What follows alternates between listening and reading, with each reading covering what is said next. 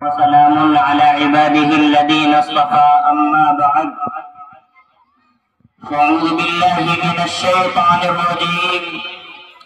بسم الله الرحمن الرحيم يا أيها الذين آمنوا لا تتبعوا خطوات الشيطان ومن يتبع خطوات الشيطان فإنه يأمر بالفحشاء والمنكر صدق الله العظيم۔ معزز سامعین کرام، میں معاشرے کے اندر پھیلی ہوئی کون سی برائی کو بیان کروں، والدین کی نافرمانی کے گناہ کو بیان کروں، یا اولاد کے حقوق میں والدین کی کوتاہی کو، نجہیز کی لعنت پر کچھ بولوں، یا نکاحوں میں تاخیر کے نقصانات بتاؤں، میں حرام خوری پر کچھ لب کشائی کروں، یا غیبت اور حسد کے موضوع کو چھیڑوں، میں شراب کی حرمت پر کچھ کہوں، یا بے پردگی، فحاشی اور عیاشی کا تذکرہ کروں۔ الغرض چاروں طرف اللہ کی نافرمانی ہو رہی ہے،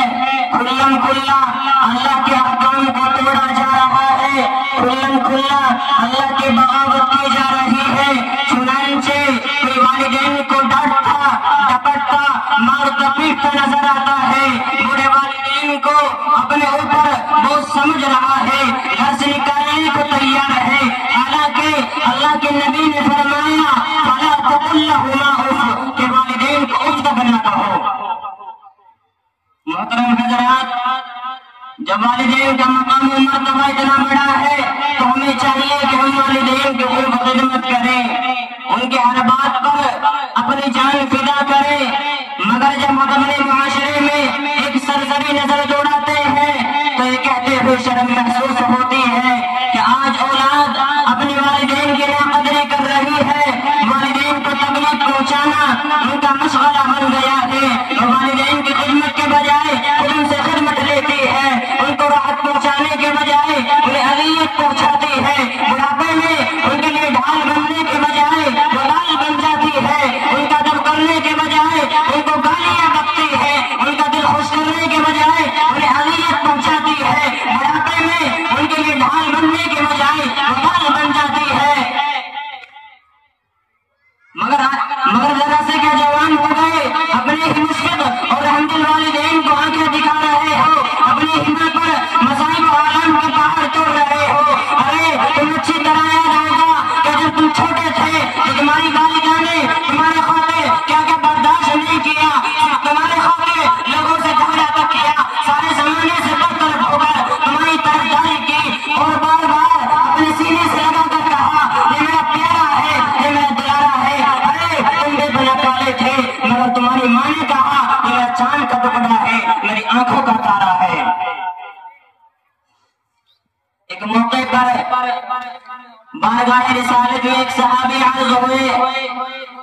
بارگاہ رسالت میں ایک صحابی حاضر ہوئے اور عرض کیا یا رسول اللہ، میری ماں بوڑھی ہے اور میں نے اپنی ماں کو اپنے پیٹ پر بٹھا کر گھر سے پیدل چل کر حج کروایا ہے، تو آپ بتلا دیجئے کہ میں نے اپنی ماں کا حق ادا کر دیا تو قربان جائیے سرکار مدینہ کی ارشاد پر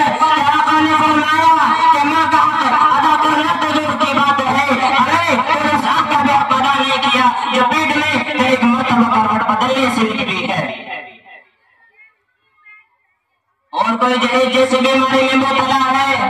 جو اپنے بیٹی کو لاکھوں روپے کا سامان دے کر غریبوں کے دلوں پر چھری چلاتا ہے، حالانکہ اللہ کے نبی نے فرمایا ان اعظم النکاح برکۃ ایسرہ مؤنۃ، سب سے بابرکت نکاح وہ ہے جس میں سب سے کم خرچ ہو۔ اور کوئی حرام خوری میں لگا ہوا ہے، دوسرے کے مال کو ناجائز طریقے پر ہڑپ کر لینا اس کی عادت بن گئی ہے، جب بھی وہ کھاتا ہے تو حرام کھاتا ہے، جب بھی وہ پہنتا ہے تو حرام پہنتا ہے، حرام کے بغیر کوئی لقمہ اس کے پیٹ سے اترتا ہی نہیں، حالانکہ اللہ کے نبی نے فرمایا فَأَنَّ يُسْتَجَابُ لِذَلِكَ، کہ حرام خور کے اللہ دعا قبول نہیں کرتا۔ اور کوئی غیبت کے مرض میں پھنسا ہوا ہے، بلکہ غیبت کی بیماری نے تو کیا عوام کیا خواص سبھی کو اپنی لپیٹ میں کوئی محفل، ہماری کوئی مجلس ایسی نہیں ہوتی جس میں ہم آپس میں ایک دوسرے کی غیبت نہ کرتے ہو، ایک دوسرے کی برائی نہ کرتے ہو۔ جہاں دو چار لوگ جمع ہو جائیں تو بس آپس میں اب ایک دوسرے کی غیبت کرنا شروع کر دیتے ہیں۔ اگر میں کہوں کہ ہماری محفلوں کی نور، ہماری مجلسوں کی زینت غیبت بن گئی تو یہ جانا ہوگا حالانکہ قرآن نے پورے الفاظ میں اعلان کیا ہے وَلَا يَغْتَبْ بَعْضُكُمْ بَعْضًا، کہ کوئی کسی کی غیبت نہ کرے۔ ایک موقع پر اللہ کے نبی رسول اللہ صلی اللہ علیہ وسلم نے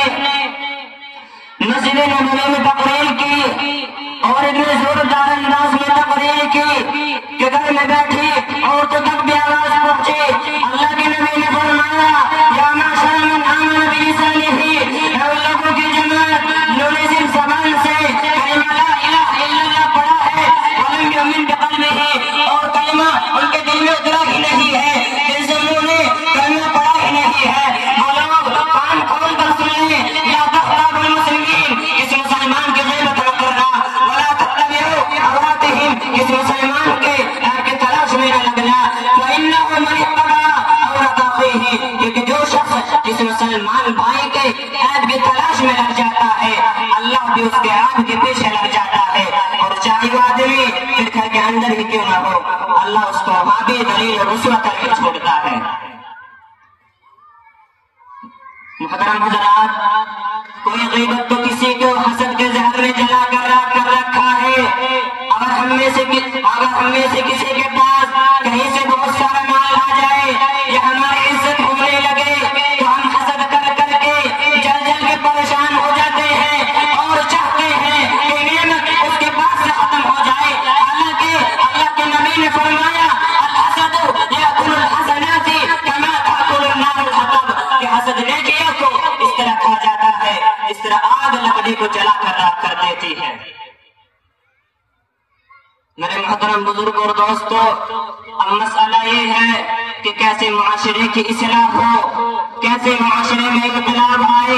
یہ بات تو یقیناً ہے کہ معاشرے کی اصلاح کسی فرد کا کام نہیں ہے